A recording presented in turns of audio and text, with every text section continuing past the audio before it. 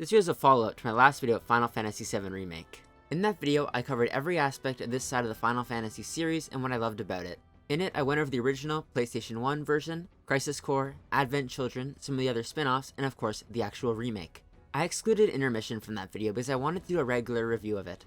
So that's what this video will be. Think of this as less of an add-on to the last upload, and more of an intermission between some sort of Final Fantasy VII Rebirth video that I'll be making at some point in time. That's also what Final Fantasy VII Intermission was as a standalone experience. It's less of a side project, DLC, or expand-alone, and more of a means to connect one of the more important Final Fantasy VII side characters to where they'd be in Rebirth. At the game's core, it's an intermission between what the main Avalanche crew is doing before entering the new world of their creation, and the actual entering into that new world. Intermission also provides a look into what Yuffie and multiple new additions into the world of Final Fantasy VII were doing at the time. As someone who liked Yuffie back in the original game, I liked her here too, but I also liked the new additions to the canon. My favorite being Sonon, who represents everything that makes Final Fantasy perfect to me. Intermission is basically the pinnacle of Final Fantasy VII. It contains all of the best of this side of this series. Part of what made the original game great in my opinion is how it balances humorous moments with some truly serious storytelling. Then Crisis Core does that even better. Zack Fair is hilariously goofy, yet his story was tragic. Intermission returns the tragedy and replicates it perfectly. After finishing it, all I could think was how dark it got. Final Fantasy VII Remake was an emotional game, but it was always hopeful. Intermission isn't. This hopelessness combines perfectly with the joviality of Yuffie, a comedic side character before anything else. Finally, she has some great character building.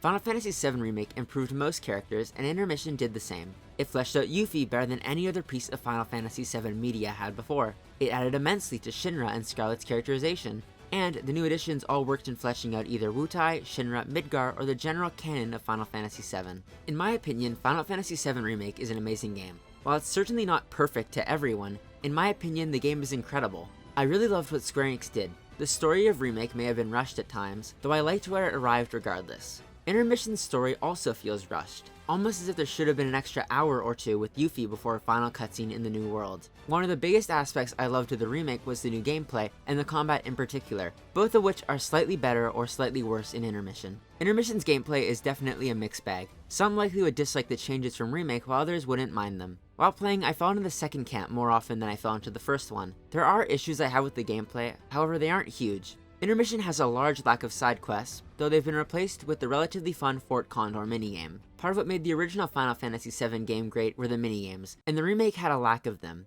Intermission has multiple, though they're not particularly fun or even that well fleshed out. Breaking boxes with a weak weapon is not nearly as fun as chocobo racing at the Gold Saucer. At least you can say there's some new minigames here, even when they aren't amazing. What is amazing is what Yuffie brought to the non-combat gameplay. There's so many more Shinra boxes everywhere that buying potions is pointless. Yuffie is able to hit them from far away with her shuriken. This also works into the combat, which can be a bit of a mixed bag depending on how you thought about Remake's combat system. If you found the 3-character ATB format confusing or a little extra, Intermission does a lot to streamline it, though it's hard to consider it better.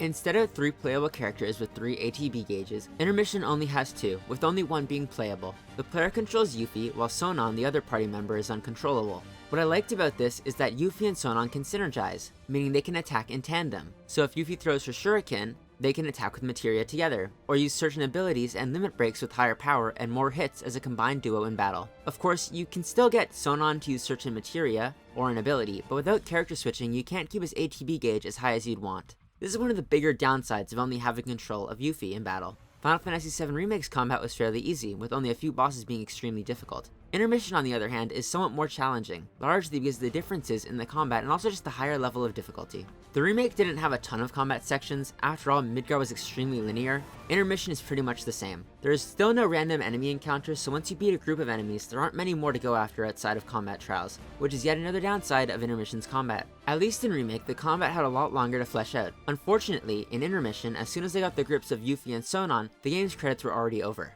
The story of Intermission is fairly basic. Yuffie wants materia, so she leads a team that split off from Avalanche into Shinra to steal what could be the most potent materia to date. It's a basic setup for something greater, but it's the perfect way to start Yuffie's character journey, and a great way to flesh out her character dynamics before she meets Avalanche. Before, Yuffie didn't have much of a reason to join the main cast, and now, by the time Intermission wraps up, she has more than one. Remake added so much to so many characters, primarily Biggs, Wedge, and Jessie, who were all greatly improved, but also Cloud, Tifa, Aerith, and Barret.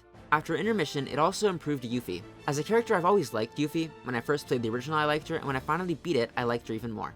I think she's a fairly funny character, but now I also think she's got an incredible motive and so much to offer to the world of Final Fantasy VII. Motive that wouldn't exist without Intermission. Motive for a canon that doesn't exist without Remake. With context that was only possible because of the side characters of a short little expansion to Remake. In total, Remake took me about 25 hours or so. Intermission took me around 3.5. I didn't do a ton of Fort Condor battles, just 2, but they're pretty fun. And if you do get into them, they'd easily increase the length by another hour or so. Most of Intermission's length comes from cutscenes or walk and talk segments, which are decent uses of time. They flesh the world out, and that's always the reason to play Remake. The game fleshes the original out, and even if you dislike where it went, the first 20 hours broadly make the original game's story better. Intermission does the same, this time by expanding the story of Wutai and giving some real substance to Yuffie as a character. I honestly liked this a lot. Getting to see Yuffie's backstory was nice. Seeing how she was engaging with Midgar before she stole the party's materia was a nice insight into her story too. Couple that with some of the most emotional Final Fantasy VII storytelling since Crisis Core from Sonon's backstory and what would happen in the ending, and you've got a really fun package. I don't mean to spoil a ton about Intermission, but how Yuffie reacted to the ending and what it means to her character going into Rebirth is something I'm super interested in seeing. I can't wait to see where Yuffie goes next. And not to mention where Cloud, Aerith, Tifa, and Barrett go. Of course, I also desperately want to see what happens next with Zack Fair.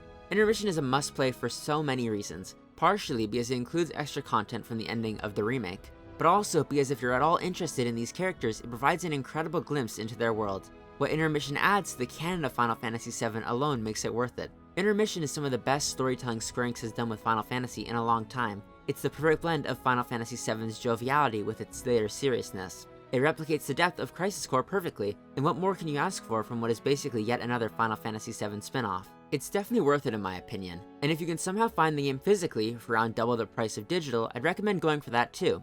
Or you can always wait for the upcoming Switch 2 port of Final Fantasy VII Remake Intergrade for the complete package portably.